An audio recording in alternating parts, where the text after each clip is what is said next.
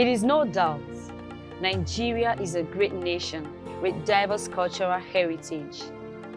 It is naturally blessed and enriched with various natural resources, which has helped in building its economy, and this has set Nigeria aside as a giant of Africa.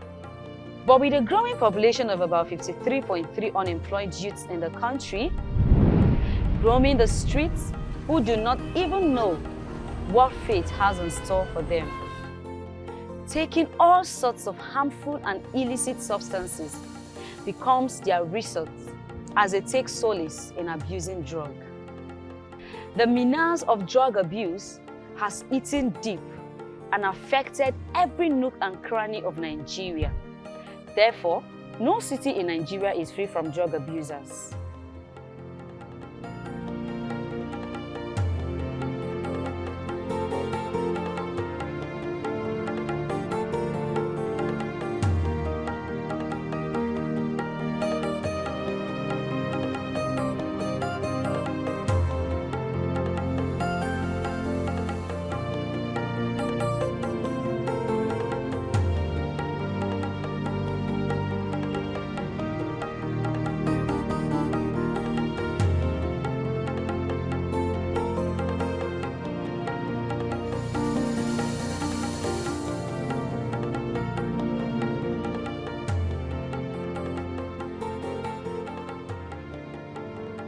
Let's make a trip to Sabon Tasha, a small locality in the city of Kaduna, one of the northern states in Nigeria, where Jasmine and her family lives. One of the key impacts of illicit drug use on society is the negative health consequences experienced by its victims. Staff chained him to a tree. He was too violent to be close to others. Drug use also puts a heavy financial burden on the individuals, families, and society. Now, Jasmine, the only daughter of Chief Cosmos, was a very pretty and intelligent young girl. An aspiring medical doctor, born into wealth and affluence. Jasmine had everything going on well for her until she started doing drugs, and everything changed for the worse. You know, Jasmine was actually lured into drug by her school mother, Bernice, who is also from a very wealthy home. Jasmine grew into it and became a master at it, having her own clique of drug addicts as friends.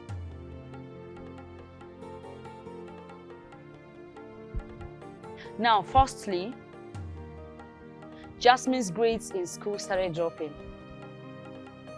Her parents and lecturers became very worried of Jasmine's performance in school. Then, there is a crack in her behavior. Jasmine sleeps around with different men for money. In other words, became a hookup girl. The glorified name for prostitution, and even steals from her clients. The once intelligent and lively Jasmine became dull and withdrawn.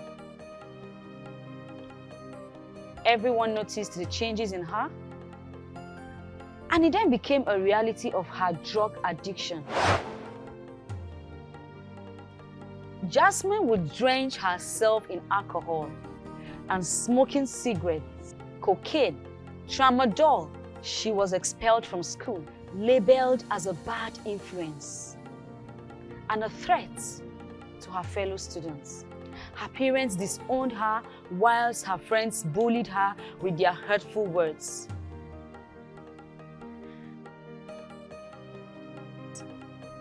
Jasmine became mentally unstable and even wild. No one was there to help redeem her as she goes into the streets and becomes vulnerable to the street vultures. For every negative decision one makes and takes, there are consequences. Drug abuse has its adverse effects on its victims, and trust me, the consequences of abusing or consuming harmful substances are dangerous. A lot of researches have been conducted with respect to the rate at which people were being infected, or the aftermath or the result infection of abusing of a drug in Nigeria. Recently, there was a research being conducted, which I'm part of the research, on drug abuse among female students in Nigeria. We use Kano and Kaduna as a case study. Our target populations are female students of School of Nursing and Midwifery here, and another one then KASU, Kaduna Polytechnic. Recently, it has shown that in northern Nigeria, the rate at which youth abuse drugs is very high. Even the rate at which female students abuse drugs is very high. Some time ago, one of the research shows that over 35% of the youths are engaged in abusing drugs, either directly or indirectly. You can see this thing is a serious menace in Nigeria. There should be enough sensitization to control this problem. If not, in near future to come, the youth that are supposed to be the leaders of tomorrow will be the bad leaders of tomorrow, because we're not going to get who is to rule the country in a better way.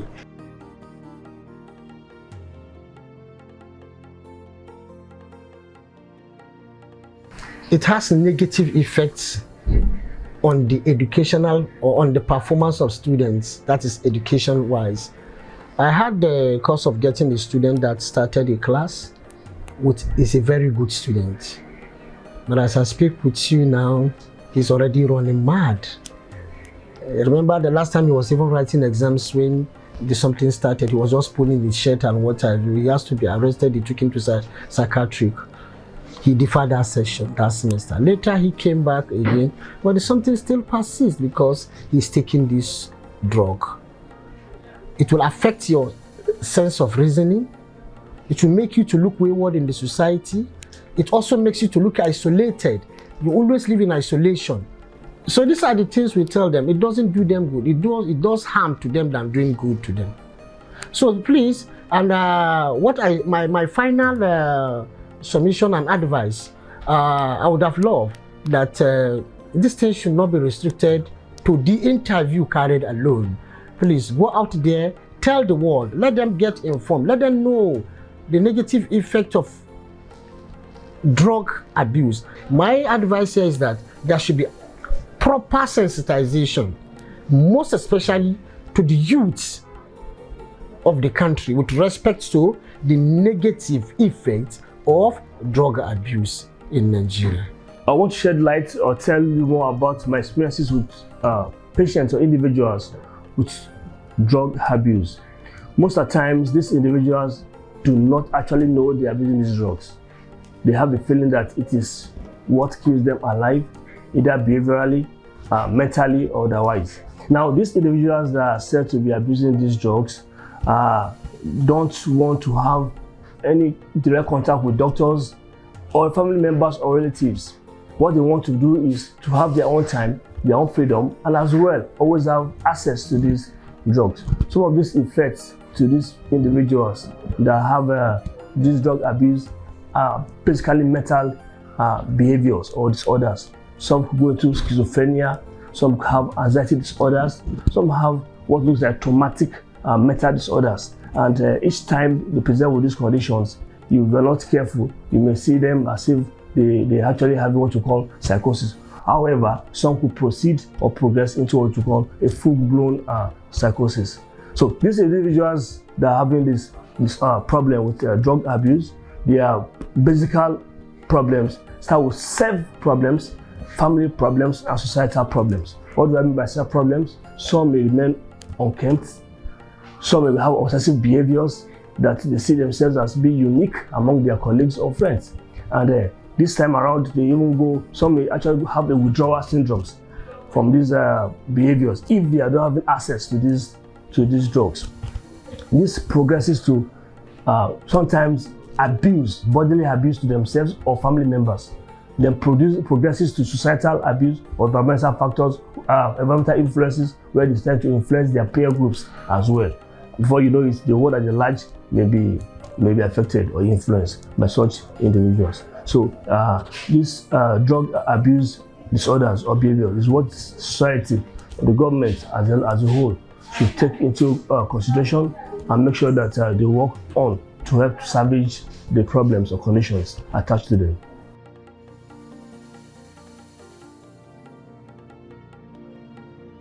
Before a drug addict will seek for help, he or she should know that he or she is addicted to drugs. Without knowing that they are addicted to drugs, then they will not seek for help. How do you seek for help? Those who seek for help must have an insight to their problem first, that they have a problem and it has to be solved. Now, some will voluntarily go to the hospital and meet the medical doctors and ask for assistance that I'm addicted to a particular drug and I think I should be helped to go out of this condition or stay away from these drugs. That is one. Some will indirectly seek for this help by going to religious people, individuals, telling them their problems and asking for prayers. But overall, it has to be a holistic or multidisciplinary effect, which involves the church, the mosque, the parents, the society, and the doctors. Now, in seeking for this help, is that you as individual or as a doctor must have what you call alternative to their problems. An abuser has come, probably he is into cocaine or other hard substances. You must have something to give in place of that. The first thing is psychotherapy. It's very, very important that this thing you are taking, this effects may lead to death or full-blown psychosis. So psychotherapy is the most important thing. Before we talk about drugs use, and other drugs could be used to allay anxiety, drugs could be used to calm them, drugs could be used to make them have negative effects towards those drugs they are using.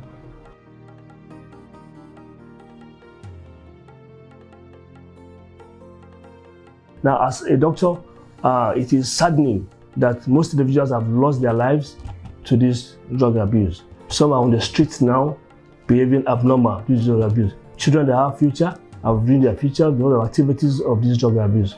So I would advise that parents, schools, hospitals, and churches and mosques should ensure that they talk about drug abuses, the side effects, and probably the complications of this drug abuse. Thank you. Substance abusing youths are at higher risks than non-users for mental health problems, depression, conduct problems, personality disorders, suicidal thoughts, attempted suicide, and suicide. Marijuana use, which is prevalent among youth, has been shown to interfere with short-term memory, learning, and psychomotor skills. I have a sister who earlier on engaged herself in drug abuse, which later on developed into a problem of making her to be so depressed, and before we know it, later on took her to the hospital. She was down due to too much drug intake. Now, when all those things happened, we were not aware, and then we were not paying so much attention to her. It was when she was down and was taken to the hospital, and then it was the doctors that dictated that she was taking drugs. When she began all these things, we asked her so many questions about how she started. She explained to us, she said she was lured into this drug intake through peer group, and from there she became an expert to an extent of going to go and buy it her own self. And then before she knew it, she was an expert in taking all kinds of drugs that was what led to the destruction of her system, because the doctor said that one of the kidney had a problem, then the other one, it's very okay, but it might likely graduate into problem. Now, we did our best. We invited experts who can come and talk to her. We brought a counselor who can talk to her, because already the drug was into her. You know, those people that are already dependent on substance, definitely, if they want to do anything, like let's say a very hard job, they must use the drug in order to stimulate them. That's what they say. They said that it's a stimulant that stimulates them and give them ginger for work. That's what they normally say. Now, we invited an expert. He talked to her. She was taken to the home of rehab. We took her to Quintessential down there in Jos. We took her to Quintessential around Rayfield side. So that was when they took her for a rehab. Now, for some quite period of time, she was okay. Her body came back to normal. She was very fine and agile. So now when they repatriated her back to her home, and then she still went back to her normal old life. Now, this graduated to an extent of even going into more sophisticated drugs than the other ones. Now, she started even injecting herself, to an extent of injecting herself using the pentazocine injection. They normally do it at the vein, mostly at the vein. That's where she said that they normally do it. Now, still, you know, we still talk to her again, and then later on, before we knew it, they were caught somewhere in a party. And then they were arrested, took them to the drugs law enforcement agency, and you know, they also have their own proceedings. And then before we knew it, the case was so tough. From Jos, we took her to Lagos. That's their main headquarters. From their main headquarters, she spent 6 months. Then, while the drug law enforcement agencies are trying all their best to see that they quantify, they measure the kg of the drugs. So from there, she was prosecuted to court, and then she was found guilty, together with her and her friends.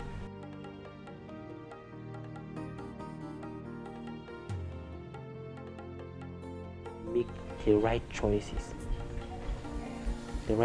in life, that we should follow the right things in life, so that we are not going to become problem to our own self, our family, and then the society at large. My name is Emma Njoku. I'm the chairman of Emma Njoku Foundation. Recently, we have been having these challenges in Nigeria of substance abuse by the youth. So our foundation did a program recently called Friends of the Brain. And this initiative tends to encourage young people to come out of drug abuse. And we have a whole lot of programs and activities that we have lined up to help bring our youths out of this menace. It is of utmost importance to keep advocating against drug abuse, the many dangers it poses to our lives, including physical health and the financial aspects of our lives. Stigmatizations frequently are linked to substance abuse among young ones. You know, the evolution of the complex global illicit drug problem is clearly driven by a range of factors. Socio-demographic trends are influential, such as the population's gender, age, and the rate of urbanization. Cannabis remains the most popular and widely used illicit substance in the African region. Amphetamine-type stimulants, ATS, such as ecstasy and methamphetamine, now rank as Africa's second most widely abused drug type.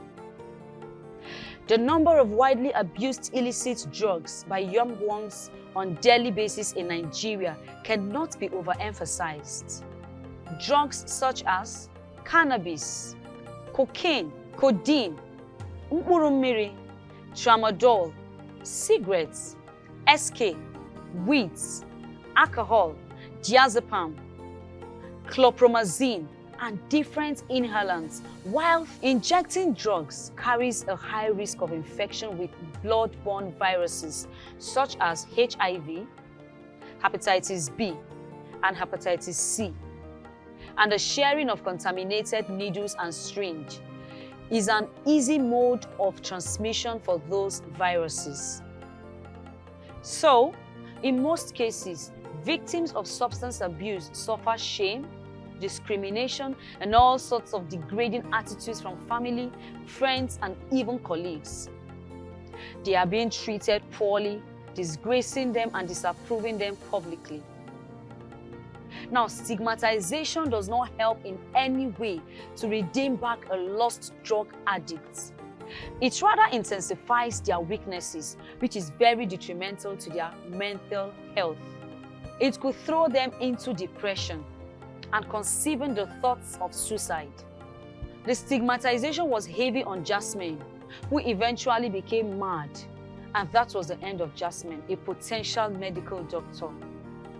What a great loss to her parents and the society.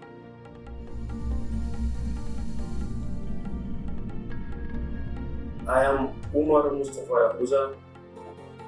I am a commander of narcotics, the State Commander, National Drug Law Enforcement Agency, Plateau State Command. My experiences in the last 2 years here, I discovered that there is a high rate of drug abuse among students, both at tertiary, secondary, and sometimes in the primary school level. I want to take this opportunity to call on our youths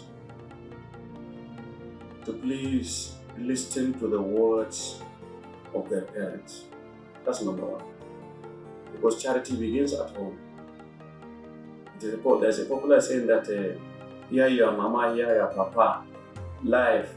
So listen to the words of your parents, your guardians.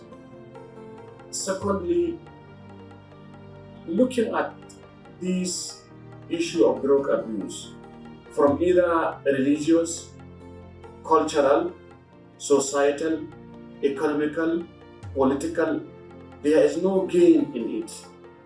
If you talk of political, nobody would elect you as a drug-dependent person or somebody who abuses drug or somebody who is a drug dealer. Nobody would vote such a person as either his councillor or chairman of a local government or senator or reps or whatever.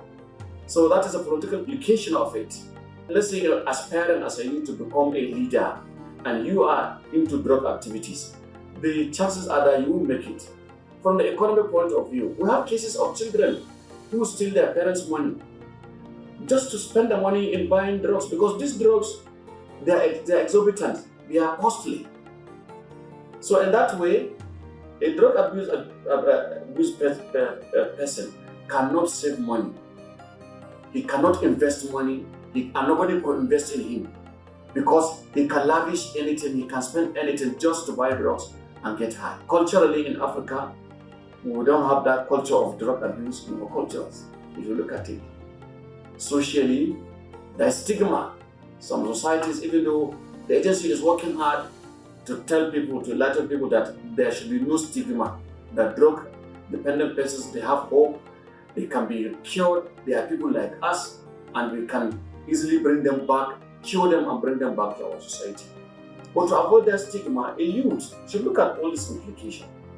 I want to call on our youth to please join the effort of the NDLA, join the society, the government, and everybody should join us so we can help our youths that are into the abuse of drugs.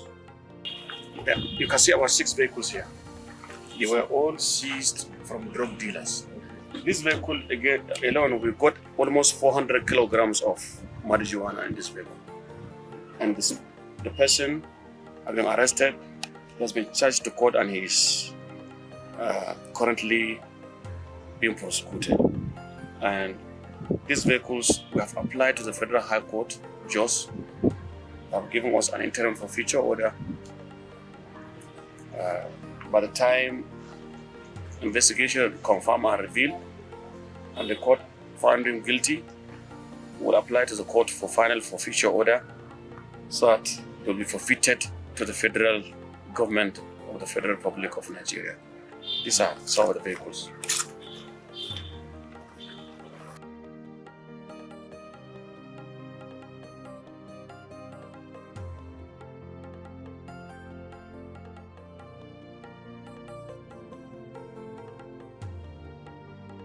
My name is Maxwell Ezelago. I am the program manager for Emma Njoku Foundation, a registered non-profit organization with particular interest in education, health, and general humanitarian intervention.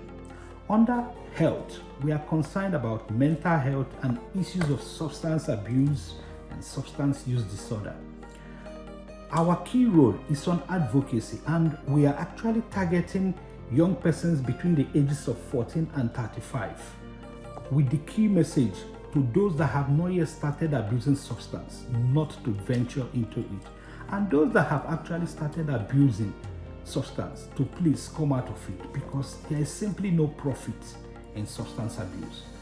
We are also concerned at the alarming rate at which women, our supposed and traditionally known caregivers, life models, and role models, are now in the business of abusing substance, to the point that 1 out of every 4 persons abusing substance is actually a woman.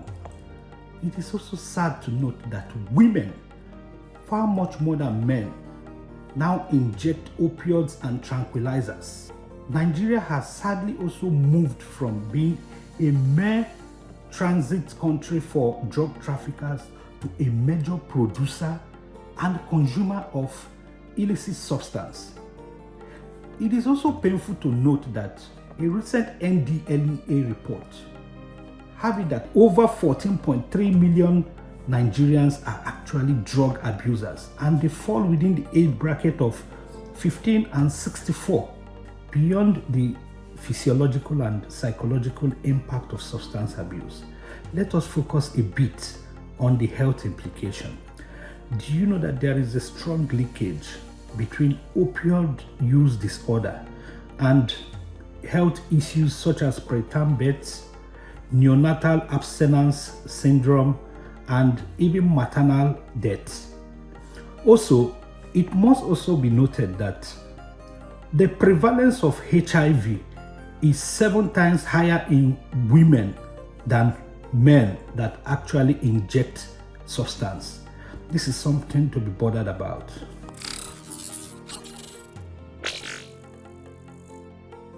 Well, there are numerous factors, in fact, increasing the demand for drugs amongst young people today.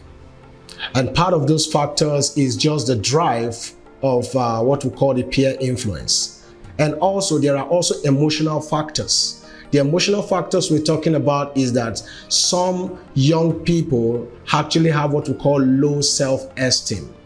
As a result of their socialization or as a result of their space of activity, they just want to make sure that people see them in a different spirit. And by so doing, they actually fall back to abusing substances so that they can be out of their normal self in order to meet up with the social demands.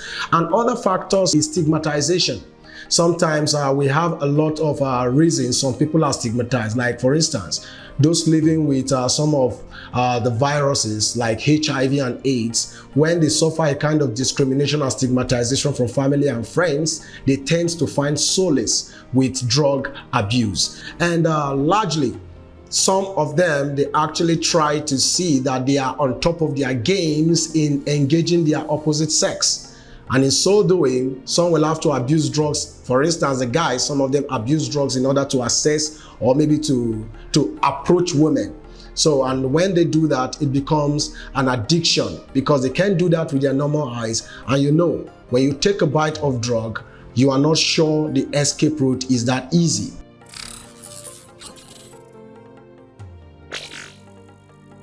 One beautiful thing is that the school system is one perfect place where we need to take advantage of and sensitize our young ones.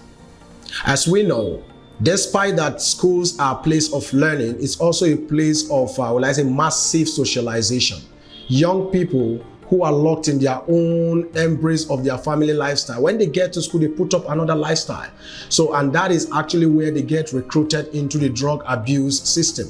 So, creating awareness among students by setting up clubs and also carrying out what we call maybe weekly meetings with the young people in a hall to tell them about the effects can never be undermined. So we need to consider taking advantage of that circle. And also, we can mainstream this into some of the youth's social activities. Like if there are parties, it's time for you to go there and see how you earn this floor to talk to them about the dangers involved in substance use abuse.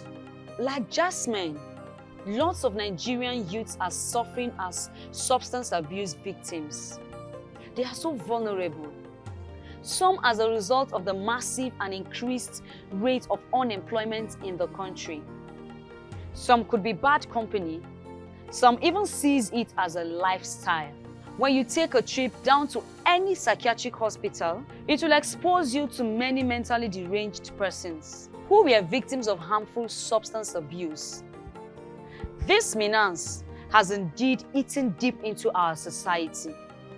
So it is our collective duty to help those with drug addiction and to live a drug-free life again. So how do you seek for help from drug addiction? You must effectively deal with peer pressure. The biggest reason young ones start using illicit drug is because their friends utilize peer pressure. Now you need to educate yourself, get information about addiction. You need to get support. You must be open for counseling. You should seek help for mental illness. You must have realistic expectations. And you must learn to take care of yourself. Doing drug is digging one's grave, as the consequences is enormous. There is the adverse and long-term repercussions. So come with me and be drug-free. Don't snort your life away. It is reasonable to choose your health over coke. So from all of us at Emma Njoku Foundation and Friends of the Brain Club, we say, guard your mental health jealously and make your mental health your priority. For more inquiry and counseling, you can reach us on the information on your screen. My name is Ezekiel Obianiji Divine.